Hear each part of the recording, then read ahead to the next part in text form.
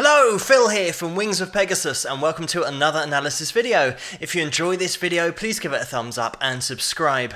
On the agenda tonight, we had a lot of requests for this one. It's going to be Liliac, and I'm going to be having a look at them playing on The World's Best, which is a TV show that I haven't seen unfortunately, but it looks like one of those talent show judge kind of things, and they're going to be playing through the Dio classic Rainbow in the Dark. So let's get these guys up on screen and see how they get on.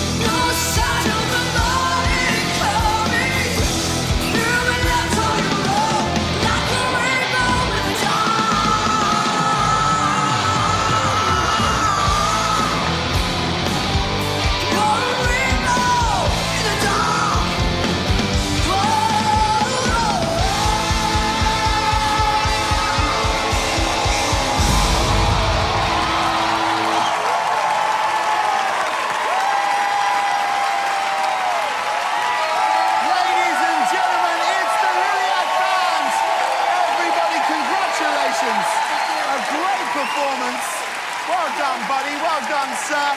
Congratulations. Great performance. And I'm just going to jump in there before we get to the judges. By the way, these are all related. We've got two sisters and three brothers here, all in the same family. And Justin, the keyboard player, is only 10. So let's just let that sink in. I'm actually going to go through the members of the band just so we get an appreciation of their ages, because we've got Samuel, who's lead guitarist, 19 years of age. We saw the way that he came to the front of the stage and very much held down a solid lead section and a great little run at the end. Unfortunately, I think with these TV shows, they really do cut down the size of the tracks and the amount of time that the bands are actually allowed to play for.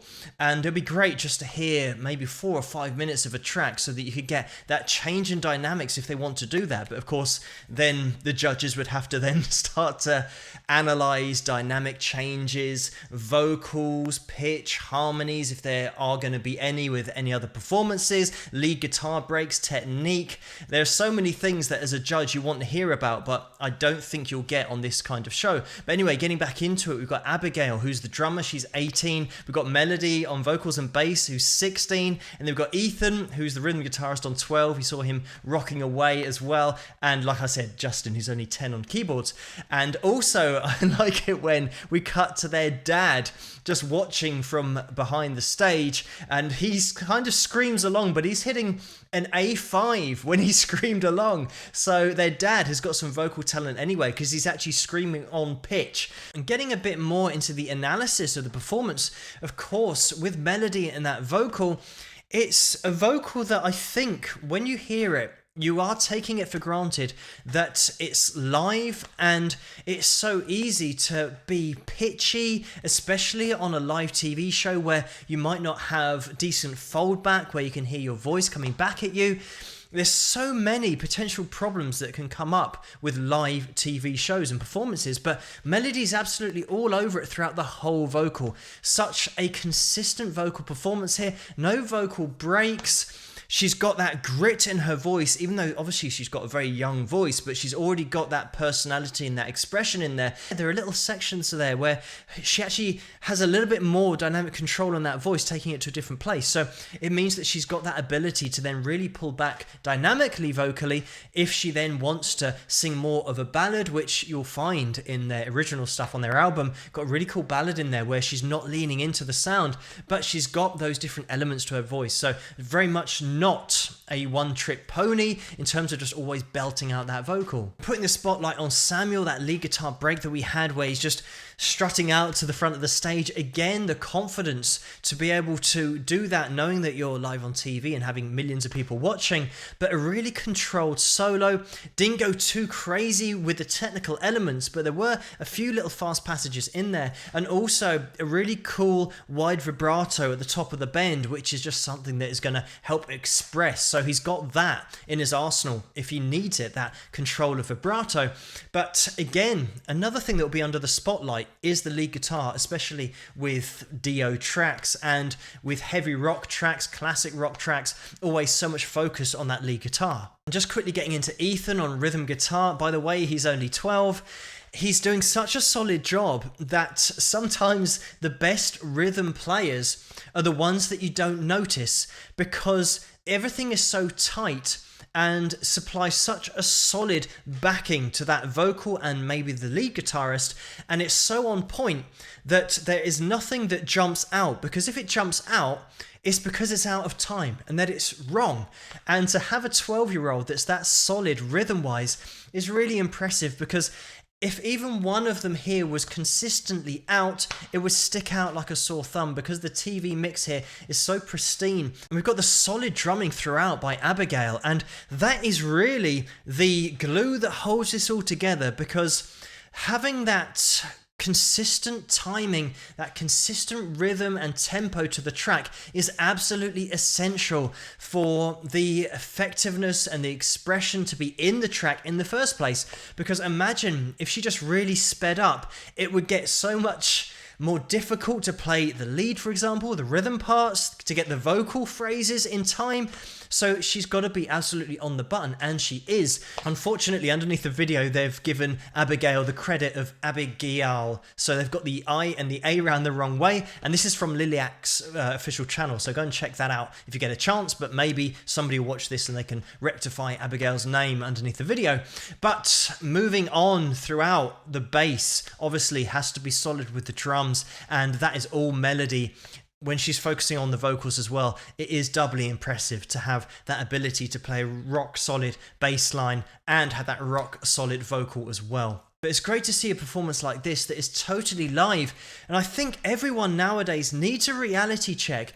There's got to be a show soon that comes out that is totally honest, with no BS, that just says this is live. Everyone nowadays is in this dream world of listening to CD quality live performances when actually they're listening to the CD. That's why it's CD quality. So let's bring back live music. Let's bring back these performances. And I'm not saying about bringing back just rock. I'm talking about every live performance. There are so many great elements, so many great genres and stylizations that you'll hear on the guitar in different genres of music that is just great when you hear it live and off the cuff. And sometimes the best lead lines you'll hear aren't actually even on the records. They're those ones that you turn up, you watch a live gig, and the guitarist went down a particular avenue that evening and played something that's so inspiring.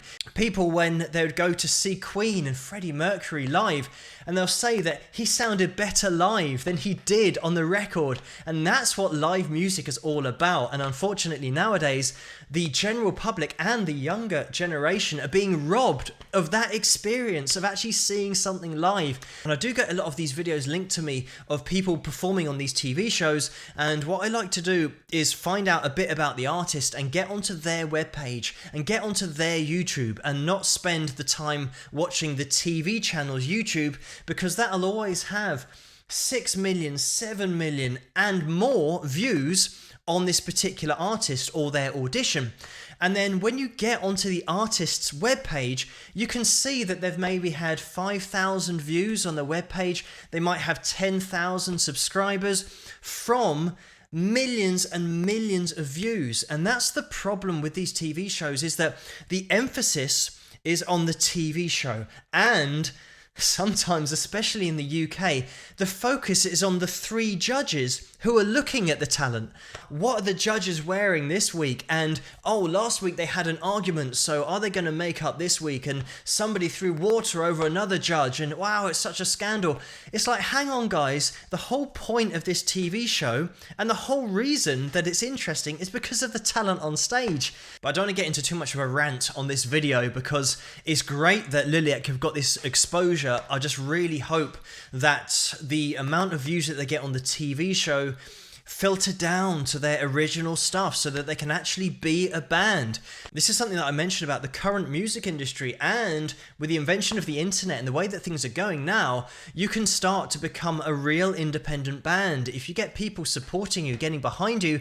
I've mentioned before that I'm personally an independent artist and I'm on Patreon, and that's how I finance my music and all these videos, everything that I do, due to support of people on that website, of my patrons. Exactly the same with the band called The Warning, who I have featured on this channel as well. Again, family band, 3 sisters that are financing their music through Patreon, through crowd support. If you've got independent support from your fans, from the public are never going to screw you over, because they love what you do. They're supporting you because they want more music. They're not going to tell you to do something different and dress a different way. They're not going to tell you to write in a totally different style. They're your fans because they love what you do.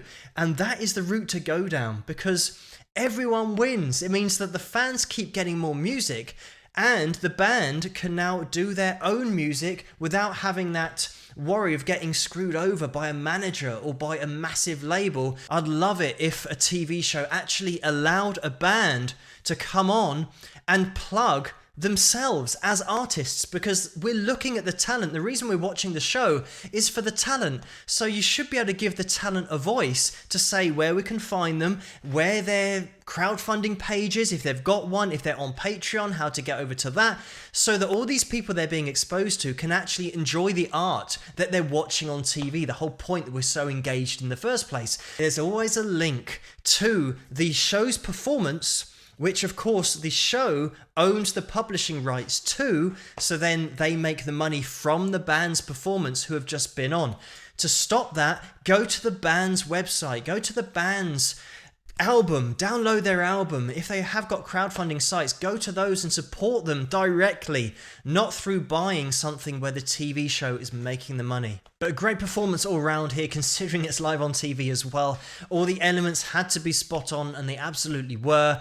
And it was the confidence as well. We had real consistency across the board here. So great to see, and if you get a chance, just try and support them. If you're a fan of their music and like what they're doing, head over to their website, head over to their channel as well. This is from their channel, so I'm going to put the link to this in the description below, so you can just click on that and then you'll get to Liliac's official YouTube channel. So go over there, subscribe, and just check them out all over the place. And if you want to support them, then you can do. And that's the great thing about the internet nowadays, is if there is an independent band that you like and you want to support, you're just free to do that. So give them a bit of support if you can do, because they definitely deserve it, because they're only going to get better. But thank you so much for suggesting this video for me to take a look at, and keep those suggestions coming in the comments below. Let me know what you guys think, and if you like this video, please give it a thumbs up and subscribe, and I'll see you guys at the next one. Rock!